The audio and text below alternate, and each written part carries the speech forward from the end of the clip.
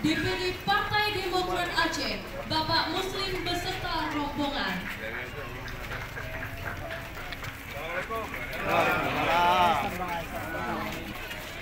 Sekali lagi kami mengucapkan selamat datang kepada Bapak Sekjen DPP Partai Demokrat, Bapak Teguh Rifki Harsha beserta rombongan yang telah hadir bersama kita pada sore hari ini, dan juga selamat datang Liadi.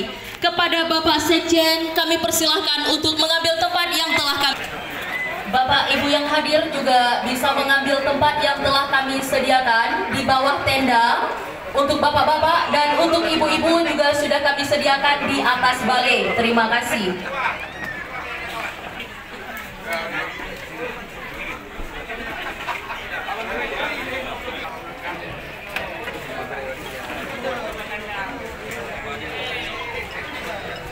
Kami